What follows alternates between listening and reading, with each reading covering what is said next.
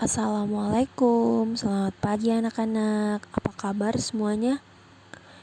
Ya, alhamdulillah, luar biasa. Tetap semangat, cinta Al-Quran, Allahu Akbar. Tetap semangat belajarnya ya, tetap jaga kesehatannya. Dan sholat 5 waktunya juga ya harus tetap dilaksanakan. Nah, hari ini kita kembali belajar matematika ya. Masih membahas tentang statistika, dan sekarang kita belajar tentang penyajian data dalam diagram batang ya. Silahkan dipersiapkan buku dan alat tulisnya. Nah, lalu sebelum belajar, mari kita berdoa bersama-sama dari rumah masing-masing ya. Berdoa dimulai. Selesai. Nah ya, sekarang kita belajar penyajian data ke dalam diagram batang ya. Nah, sebelumnya, apa itu diagram batang? Ya, diagram batang adalah diagram yang menyajikan data dalam bentuk persegi panjang tegak ataupun persegi panjang mendatar yang sama besar dan terpisah. Ya, lalu ada dua bentuk diagram batang ya, yaitu diagram batang horizontal ya atau diagram batang mendatar, dan diagram batang vertikal ya atau diagram batang tegak. Nah, ini contoh diagram batang vertikal ya atau diagram batang tegak, dan ini adalah contoh diagram batang horizontal ya atau diagram batang mendatar. Lalu diagram batang menunjukkan perbandingan tiap kategori dengan batang-batang tegak atau mendatar dengan lebar yang sama dan terpisah satu sama lain. Ayo mengamati ya, pengamatan 1 bisa kalian lihat di halaman 162. Perhatikan gambar dan bacaan berikut dengan cermat. Guru matematika di kelas Edo membagikan hasil ujian matematika dan mendata nilai hasil ujian matematika siswa kelas 4A. Nah, dari 32 siswa, 2 siswa mendapat nilai 50, 11 siswa mendapat nilai 65, 10 siswa mendapat nilai 70, 6 siswa mendapat nilai 80, dan sisanya mendapat nilai 75. Guru di kelas Edo ingin melihat perbandingan nilai yang diperoleh siswa dengan lebih mudah. Nah, pada pengamatan 1 ya, guru di kelas Edo ingin melihat peningkatan nilai selanjutnya dengan lebih mudah.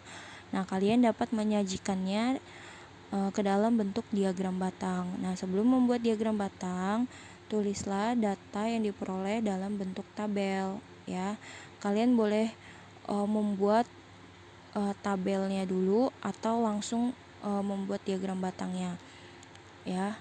Nah, dari data tabelnya ini kita sajikan ke dalam bentuk diagram batang ya.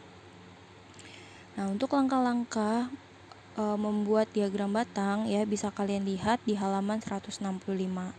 Ya, langkah yang pertama yaitu buatlah sumbu datar X dan sumbu tegak Y yang saling tegak lurus. Ya, kita buat nih ya, sumbu tegak Y dan sumbu datar X ya yang saling tegak lurus. Nah, ini sumbu X ya, sumbu datar X, dan ini sumbu tegak Y. Nah, lalu sumbu datar merupakan sumbu berisi nilai hasil ulangan matematika ya. Untuk diagram batang tegak ya, sumbu yang X-nya ini ya, ini untuk nilai hasil ulangan matematika ya. Nah, untuk sumbu tegak Y-nya ya yang ini untuk banyaknya siswa ya atau frekuensi. Nah, sekarang kita tentukan dulu ya frekuensinya. Kita lihat frekuensinya di sini ada 2, 11, 10, 3, dan 6. Nah, kalian boleh di sini sekarang kita buat frekuensinya ya, dimulai dari 0 ya, harus selalu dari 0 ya. 0 boleh kalian membuatnya berurutan ya sampai data terbesarnya yaitu 11 ya, kalian boleh berurutan membuatnya di sini 0, 1, 2, 3, 4, 5 dan seterusnya sampai 11, atau kalian boleh menentukan ya frekuensinya ini di sumbu tegaknya dengan menggunakan kelipatan ya. Nah, karena di sini Ibu nggak muat ya membuat berurutan dari 0 sampai 11, maka di sini Ibu membuatnya dengan menggunakan kelipatan ya, yaitu kelipatan 2. Nah, 0, 2 ya. Nah, ini jaraknya harus sama besar ya. Lalu 4, 6, 8,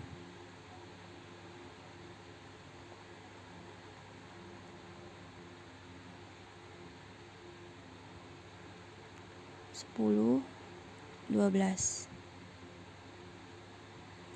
Nah, sekarang kita buat gambar persegi panjang tegak untuk masing-masing nilai hasil ujian matematika sesuai dengan banyak siswanya ya.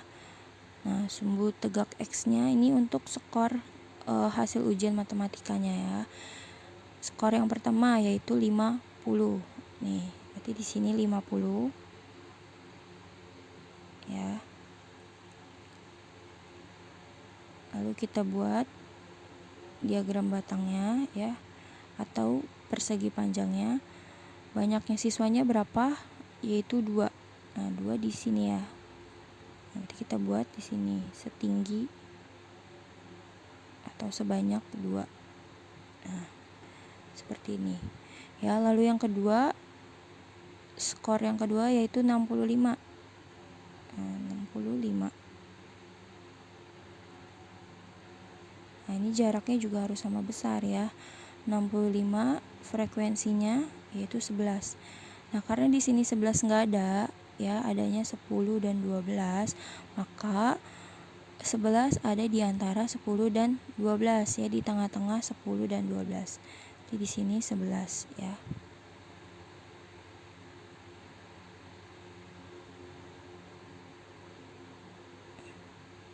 Nah, ini maaf ya, Ibu buatnya nggak rapi.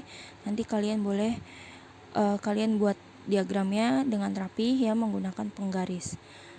Lalu skor yang ketiga yaitu 70. Nah, 70 banyak siswanya 10. Ya, 10 di sini.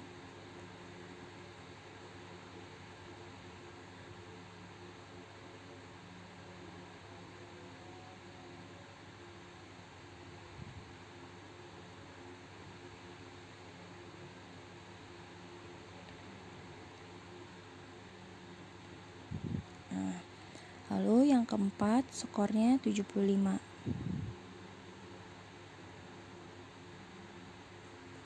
Banyak siswanya 3 ya. Nggak ada 3 ya. Berarti 3 ada di antara 2 dan 4 ya, di tengah-tengah antara 2 dan 4. Di sini 3 ya.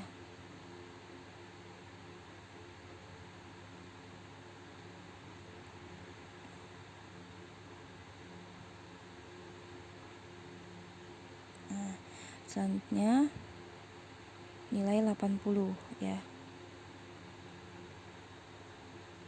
Banyak siswanya 6. Nah, di sini 6.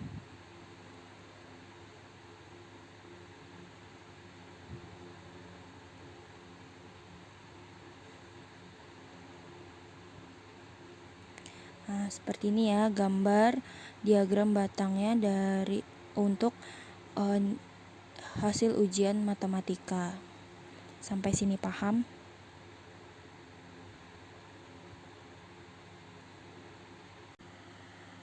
Ya, selanjutnya contoh 5.1 ya, bisa kalian lihat di halaman 167.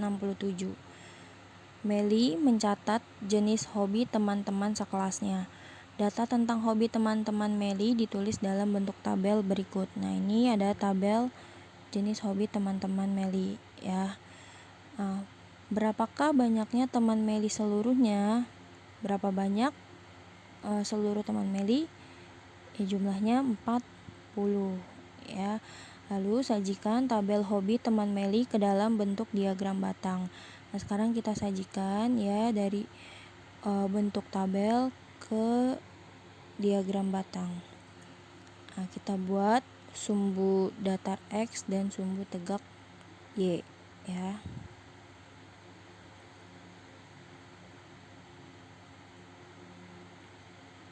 Nah, ini sumbu datar X ya. Ini sumbu tegak Y. Nah, sumbu datar kita ini buat diagram batang tegak ya. Berarti sumbu datarnya merupakan sumbu yang berisi jenis hobi ya. Nih sumbu X-nya ini untuk jenis hobi ya. Ibu singkat di sini JH.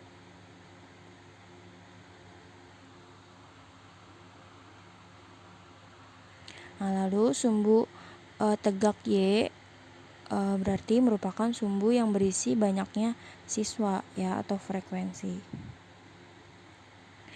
Nah, sekarang kita tentukan dulu frekuensinya ya. Di sini kan frekuensinya ada 5, 9, 11, 9 dan 6. Berarti kita tentukan di sini dari dimulai dari 0 ya. 0 boleh membuatnya berurutan ya. 0, 1, 2, 3 sampai data terbesarnya yaitu sampai 11 atau membuatnya dengan menggunakan kelipatan ya. Nah, di sini Ibu karena nggak muat kan membuatnya berurutan sampai 11, maka Ibu membuatnya dengan menggunakan kelipatan ya untuk frekuensinya. Berarti yaitu 0, Ibu menggunakan kelipatan 2 ya. 0 lalu 2. Nah, jaraknya ini antara 0 dan 2 ini harus sama besar ya. Jarak untuk menentukan frekuensinya ini harus sama besar. 0, 2, 4 ya. Lalu 6, 8. Nah, ini dibuat karena ini kelipatan ya, maka dibuat lebih dari data terbesar frekuensinya, berarti lebih dari 11 ya. 8, 10, 12 ya. Nah, sudah ditentukan nih, sudah dibuat frekuensinya. Sekarang kita buat persegi panjang tegaknya ya untuk masing-masing jenis hobi yang sesuai dengan banyak siswanya. Nah, jenis hobi yang pertama yaitu membaca. Nih ya, membaca. Kita gambar di sumbu datar X ya. Di sini membaca. Ini Ibu hapus dulu ya jenis hobinya biar kalian tidak bingung. Nah, kita buat diagram batangnya ya. Kita gambar persegi panjangnya yang pertama yaitu untuk membaca ME. Ya, Ibu singkat ya. Nah, membaca banyak siswanya berapa? 5 ya. Nah, kita buat setinggi 5. Nah, karena di frekuensinya ini nggak ada 5 ya, adanya 4 dan 6. Nah, otomatis 5 itu ada di antara 4 dan 6 ya, di tengah-tengah 4 dan 6. Berarti kita buat 5 di tengah-tengah 4 dan 6 di sini ya. Kita buat ya batangnya, batang persegi panjangnya. Nah, seperti ini ya. Nah, lalu yang kedua menggambar. Ibu singkat di sini MG ya.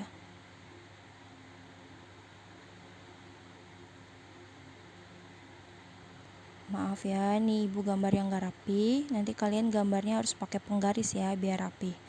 Menggambar banyak frekuensinya yaitu 9 ya. 9 ada di antara 8 dan 10. Berarti di tengah-tengah 8 dan 10 ya, di sini 9.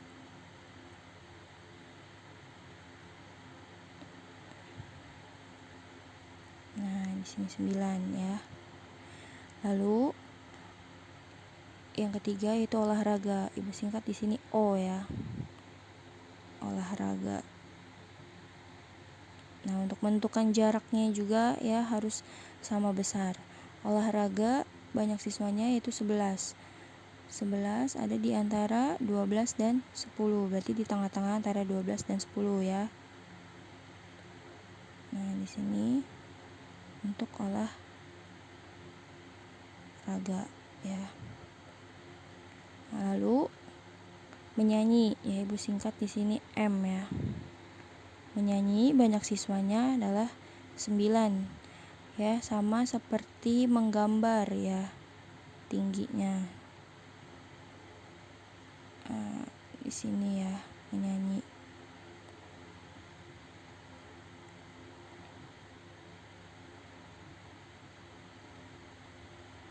Lalu menari, ya Ibu singkat di sini MR ya, menari. Banyak siswanya 6. Nah, 6 ada nih di sini ya.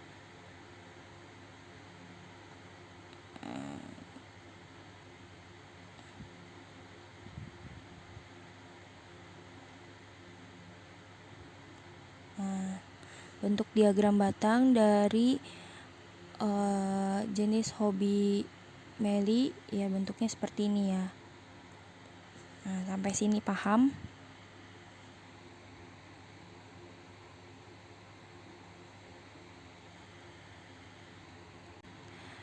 Nah ya, berikut tugasnya ya, menyajikan data ke dalam diagram batang. Kerjakan di buku tulis ya. Buat diagram batangnya dengan rapi menggunakan penggaris ya. Sekian materi penjelasan yang dapat Ibu sampaikan. Kurang lebihnya mohon maaf. Wabillahi taufiq wal hidayah. Wassalamualaikum warahmatullahi wabarakatuh.